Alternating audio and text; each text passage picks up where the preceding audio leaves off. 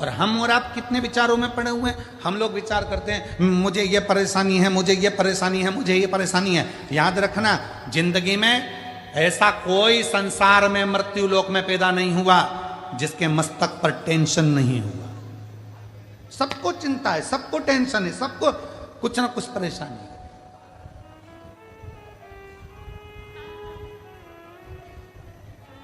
पर क्या कहें, किसको कहें?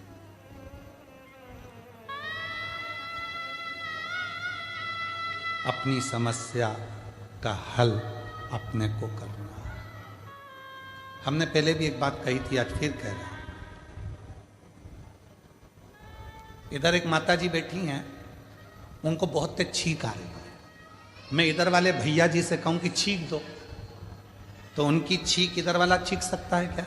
बोलो, जम के बोलो जरा। चलो ठीक है। इधर एक दादाजी बैठे हैं, मैं उनको खांसी आ रही बहुत तेज, और मैं उनसे कहता हूं तुम मत खांसना, पड़ोसन खांसेगी। खांसने से काम चल जाएगा क्या? जम के बोलो नहीं। अपनी बटन अपने को खुद लगाना है, अपनी खांसी अपने को खुद खांसना है, अपनी छींक अपने को खुद छींकना है, अपने को पांव हाथ में खुजाल चली तो अपने को खुजालना है।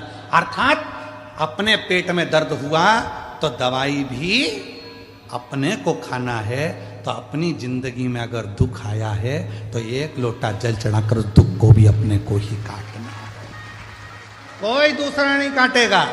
संसार में कोई पैदा नहीं हुआ जो तुम्हारे दुख को काट दे। याद रखना, कहीं का महाराज तुमसे कह दे कि मेरे पास आकर बैठो मैं तुम्हारा दुख काट दूंगा, समझ लेना पक्का बेवकूफ बना रहा है, 1-2 लाख लेके चले जाएगा। सब बेवकूफ बना रहा है। कोई किसी का दुख नहीं काट सकता। संसार में कोई पैदा नहीं हुआ कि किसी का दुख काट दे। भगवान राम की जिंदगी में भी दुख आया था, 14 वर्ष का वनवास आया था, बड़े बड़े गुरु उनके पास में थे, विद्वान विद्वान उनके ऋषि उनके पास में थे, वो भी राम जी का दुख नहीं काट पाए। क्यों?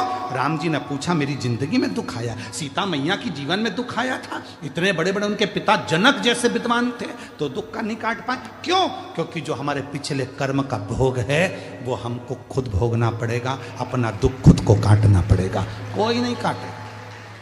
सारी समस्या का हल एक लोटा जल, और वो एक लोटा जल तुम्हें चढ़ाना पड़ेगा, तुम्हें। इसलिए शिव महापुराण की कथा बार बार कहती है कि एक लोटा जल लेकर मंदिर जाओ, एक लोटा जल लेकर मंदिर जाओ, एक लोटा जल लेकर मंदिर जाओ। क्यों? क्योंकि तुम खुद चलकर जाओगे, उसके दरवाजे पर तुम्हारा अपना दुख है वो स्वयं काटेगा। बेटे का वो खुद काटेगा, बेटी का वो खुद काटेगा। अब मालूम पड़े तो तुम सोचो कि मेरी बेटी के लिए मैं कुछ कर दूं गुरुजी, मेरे बेटे के लिए मैं कुछ कर दूं गुरुजी। जिसके कर्म का जिसको भोगना, और अगर किसी के करने से हो सकता है तो करके देखो।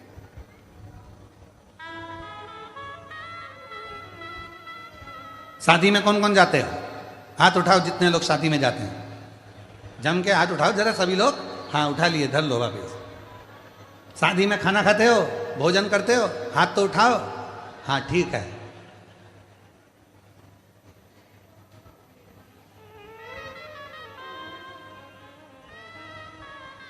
एक ही प्लेट में एक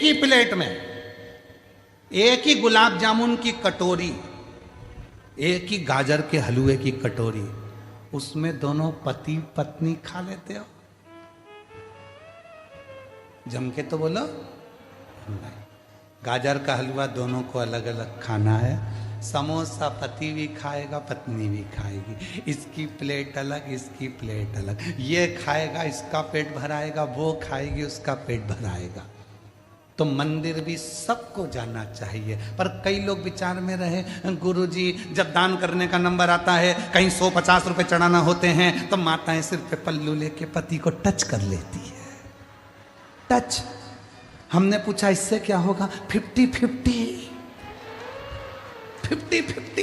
तो हमने कहा ठीक है, अब मिल कहीं की शादी में, और जो शादी में मिली उसके हाथ में प्लेट थी, पति के हाथ में। हमने उसकी पत्नी से कहा टच कर ले, वो खाएगा तुझे मिल जाएगा। समोसा वो खाएगा मिलेगा तुझे, गाजर का हलवा वो खाएगा मिलेगा तुझे। अपनी आइसक्रीम अपने को साफ करना है।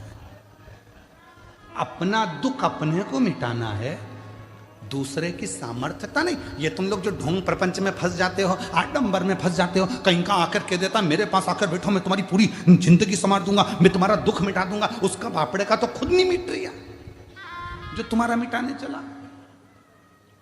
और किसी के पास जाओ और वो कह दे तुम्हारा दुख मैं मिटाऊंगा, तो उसको कह के आ जाना एक लोटा जल चढ़ा ले, तेरा खुद मिट जाएगा। सारी समस्या का हल एक लोटा